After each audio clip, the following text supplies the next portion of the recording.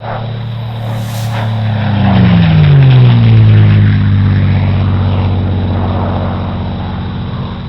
evening. So apologies for not doing a video for a little while. Been focusing on the live stuff and the pictures and whatnot on Instagram, and of course obviously being busy with work. But today I received an aircraft that I've been after for what feels like an eternity, and one that forever sits in my top 5, even though that top 5 changes on a daily basis. And that's this lovely P38 J Lightning of Richard Lohnert, based at Kings Cliffe in Northamptonshire, near young Daniel, and in July 1944, so just sort of post D-Day. And this aircraft's quite a special aircraft in the sense that it was the first P38 Lightning I ever see fly when I was young, and unfortunately it was lost in a fatal accident at Flying Legends in 1996 on the Saturday, I believe, as the B-25 Mitchells were taking off, and it was flown by a legendary fighter collection pilot, Hoof, Proudfoot. Unfortunately, just didn't pull out of a roll and went into the ground, and the rest is history. So yeah, it's a really special aircraft in that sense. You know, I've only seen 2 in my entire life, and the other one being the Red Bull one, which comes over from Austria on occasion to Duxford and Flying Legends. And this is a really difficult aircraft to find. It's a US only release, and it is limited to just over 2,000 pieces, so I think it's 2010. But it doesn't come up on the market that often. And one of the gentlemen who follows us on Instagram is a guy called Gary. He's known as I Am Grod. Have a look, check him out on Instagram, because he's got a lovely collection as well. Managed to acquire this for me. And I am forever grateful for him doing that, because it's one of 2 Lightnings that are outstanding from the collection, the other now being Scrap Iron 4, the second most recent Corgi release.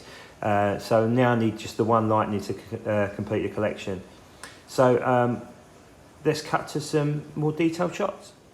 So as I've touched upon, it's a US only release, and that's indicated by, rather than a standard AA number, it's a US prefix before the number, and it was released as part of a D-Day National World War II Museum collection based in New Orleans. And it was one of 3 aircraft released as that sort of package. I've got them here. So you've got California Cutie, you've got Maggie, which was reviewed a little while ago, which I acquired off Jason. And finally, the Major James Goodson P51 Mustang with the full D-Day fuselage markings there as well. And it is incredibly hard to find. I'm going to zoom in on the artwork there. So this aircraft in particular was based at RAF Kings Cliffe in Northamptonshire just after D-Day, hence the reason the lack of D-Day markings on the wings, unlike the Robin Olds example.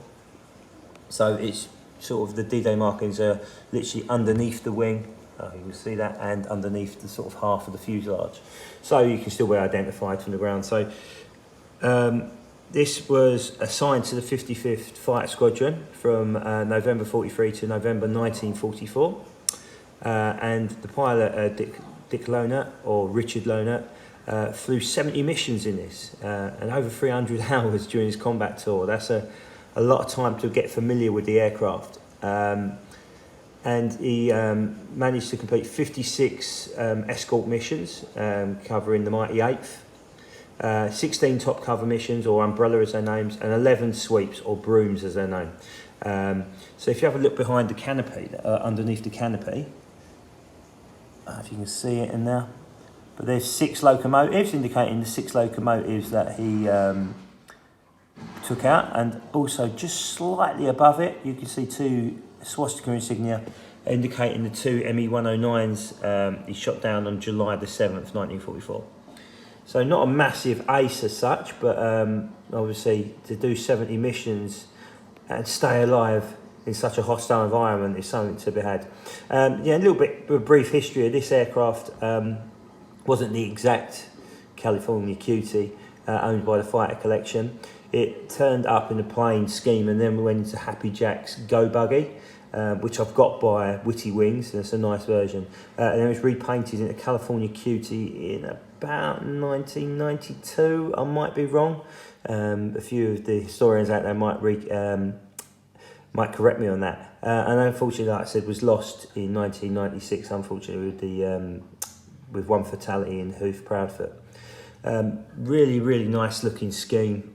It's a different sort of green to the Robin Olds one. So the Robin Olds one's really dark in comparison, while that olive drab with the yellow spinner is fairly light in comparison. But yeah, it's a really, really lovely aircraft.